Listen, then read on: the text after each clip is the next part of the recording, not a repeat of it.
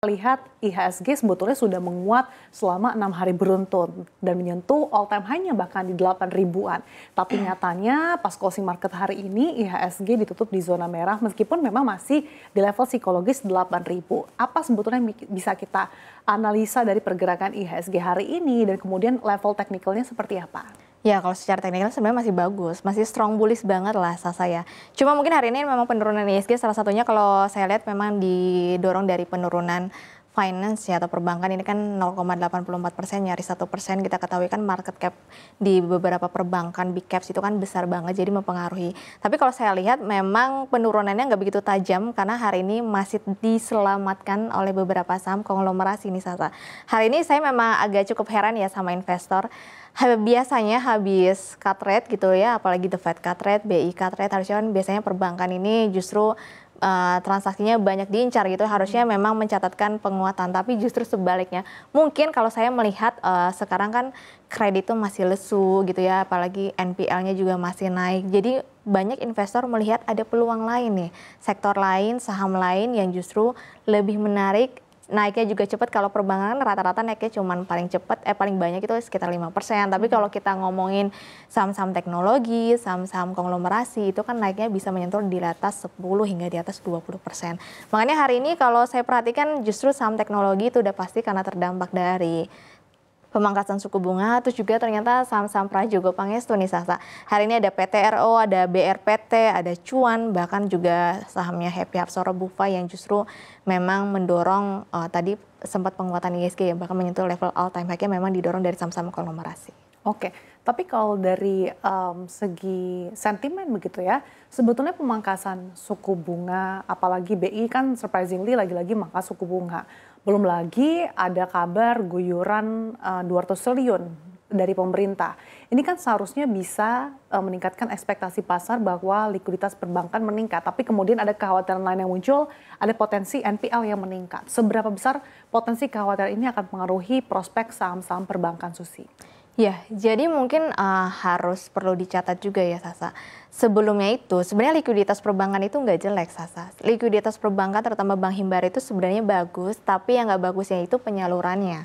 Sebelumnya bank itu nggak mau pusing, makanya mungkin kalau teman-teman sempat mention beberapa komentar-komentar ataupun wawancara dari Pak Purbaya kan di mana memang bank itu dicap malas gitu ya, karena di mana mereka menyalurkan kreditnya itu bukan ke masyarakat, bukan ke sektor swasta gitu ya, tapi memang justru kalau kita lihat diletakkan di SBN. Ya memang SBN dengan bunga sekitar bisa dapat 5-6% kan istilahnya santai-santai udah dapat duit. Nah, tapi kan sekarang kalau hal itu terus terjadi, masalahnya adalah masyarakat yang butuh dana akhirnya ya ekonomi ya nggak berjalan gitu, mutarnya susah karena nggak ada dana. Dimana sekarang akhirnya Menq yang baru, pemerintah saat ini mendorong untuk likuiditas perbankan tidak ditaruh di SBN lagi, tapi harus diletakkan, dibalikan ke masyarakat. Karena kalau teman-teman lihat kredit UMKM itu udah lesu banget. Di bulan Juli aja udah terkontraksi 3,1%. Kemudian tadi NPL-nya, NPL kita itu udah di level 4,4% loh. Itu sebenarnya udah tanda-tanda was-was, udah deket 5%, karena batasnya itu range bahaya NPL itu di 5%. Ini kan udah butuh sekitar 0,6% poin lagi untuk menyentuh itu. Jadi makanya sekarang fokus pemerintah adalah bagaimana kucuran dana ini bisa benar-benar terserap, karena bank ini punya PR, punya tanggung jawab juga harus memberikan ke pemerintah sebesar 4,02%. Berarti kan dia harus bisa mendapatkan lebih dari 4,02% karena dia harus memberikan bunga kepada pemerintah atas kucuran dana 200 triliun itu. Oke, artinya kalau ada PR dari segi penyaluran kredit, belum lagi ada kekhawatiran tadi terkait dengan NPL yang juga sudah semakin mendekati ambang batas, apakah artinya proyeksi double digit penyaluran kredit di sisa tahun 2025 ini tidak akan tercapai? Kalau misalkan 2 digit melihat sekarang sisa bulan Oktober, November, Desember kan sisa 3 bulan lagi ya. Menurut saya sih mungkin butuh proses ya Sasa. Karena kalau kita lihat data terakhir itu untuk pertumbuhan kredit di bulan kemarin itu hanya 7,03. Itu turunnya udah jauh banget dari targetnya 11%, sekarang cuma 7,03. Ini butuh poin hanya sekitar 0,4% aja udah sentuh 6% gitu ya. Jadi menurut saya pasti berproses. Tapi harapannya supaya prosesnya bisa cepat.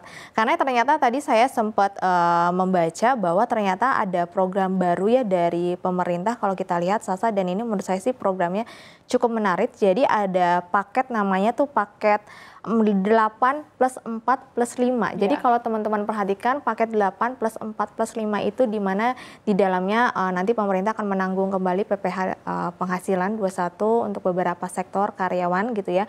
Kemudian ada bantuan pangan juga. Kemudian kalau kita lihat juga ada untuk jaminan kecelakaan kerja juga. Banyak sih menurut saya, mungkin teman-teman nanti bisa baca aja di dalam programnya karena itu banyak banget sektor-sektor yang istilahnya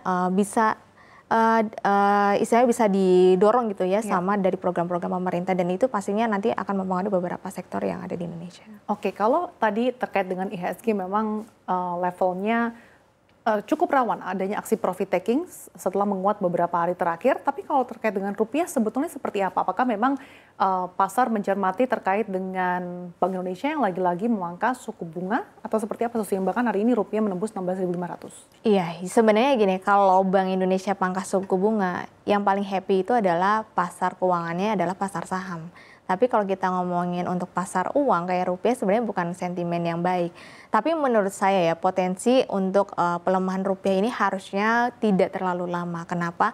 Saat ini kan memang pelemahan rupiah itu karena ya BI selalu cut rate gitu udah 5 kali. Tapi kalau misalkan nanti ekonominya ini sudah pulih, tumbuhnya konsisten di atas 5% dan tumbuhnya perlu dicatat bukan karena investasi lagi, kemarin kan karena investasi ya, tapi karena konsumsi rumah tangga.